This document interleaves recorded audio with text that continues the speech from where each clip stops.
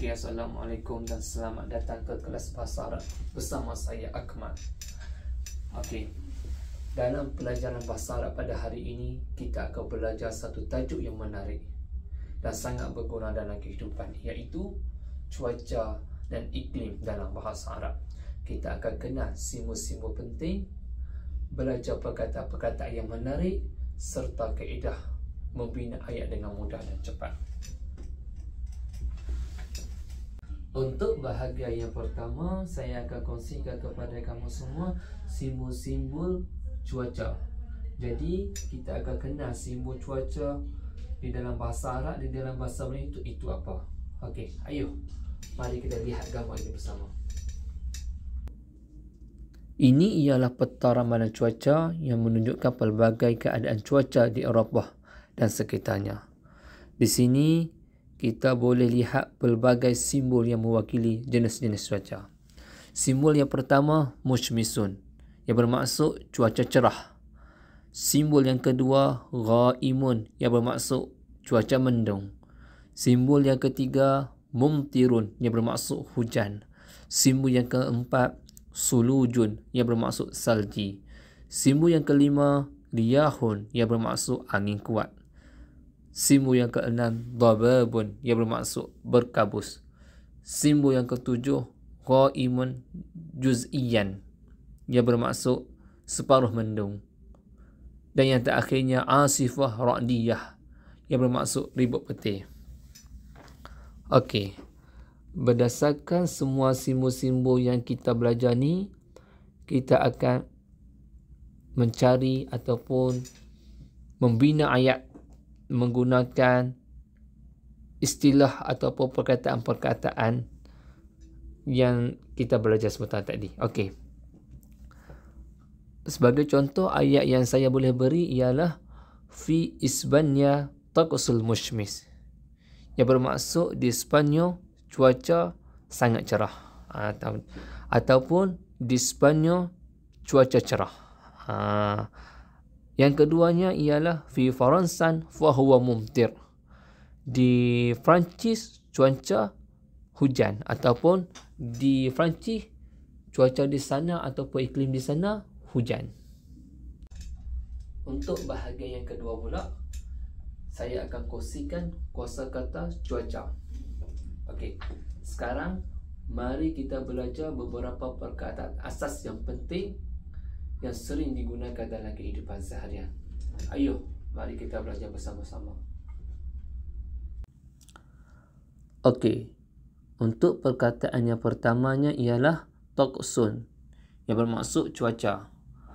Perkataan yang kedua pula ialah riyahun, yang bermaksud angin.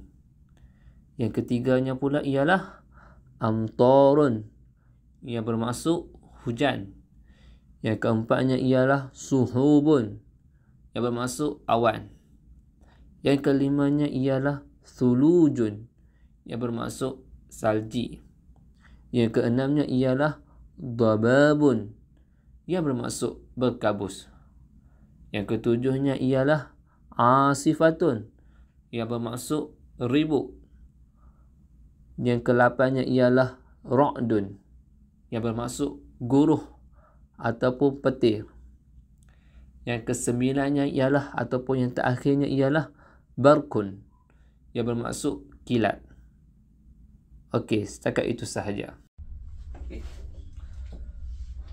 Okey. Perkataan-perkataan yang saya kongsikan sebentar tadi sering kali kita dengar dalam laporan cuaca, betul tak? Kita sering dengar di dalam TV, di dalam radio. Kadang-kadang kita tengok di dalam TikTok, YouTube pun ada juga perkataan-perkataan yang saya kongsikan tadi. Jadi saya harap kamu semua boleh ingat dan hafal perkataan-perkataan yang saya kongsikan tadi. Untuk bahagian yang ketiga pula, saya akan kongsikan kepada kamu semua penggunaan vocab dalam membina ayat. Jadi, mari kita bina beberapa ayat yang pendek menggunakan perkataan yang saya telah ajarkan tadi. Ayo. Untuk bab yang ketiga, jumlah ayat yang pertama yang saya ingin kongsikan kepada anda semua ialah at-taqsul yawma mushmisun wadafi'un. Yang bermaksud ialah cuaca hari ini cerah dan panas. Okey. Jumlah ayat yang kedua pula ialah fi syita'i tanakhafidu darajatul hararah. Yang bermaksud pada musim sejuk suhu menurun.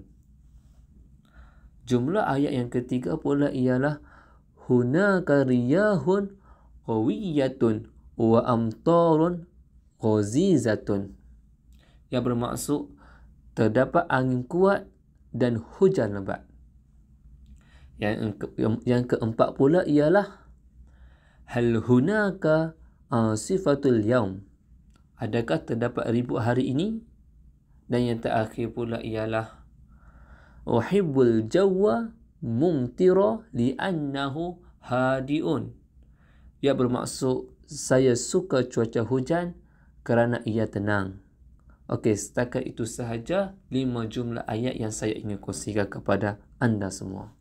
Saya harap kamu semua dapat ingat apa yang saya ajar tadi berkaitan dengan simbol-simbol dalam bahasa Arab, vocab-vocab dalam bahasa Arab serta cara ataupun kaedah membina ayat. Jadi saya harap kamu semua dapat ingat dan menggunakannya dalam perbualan harian serta dalam penulisan karangan. Jadi saya harap anda semua tidak lupa untuk mengulang kaji dan cuba sendiri membina ayat di rumah. Semoga kita akan berjumpa lagi dalam kelas akan datang, insya-Allah. Assalamualaikum dan ma'assalam.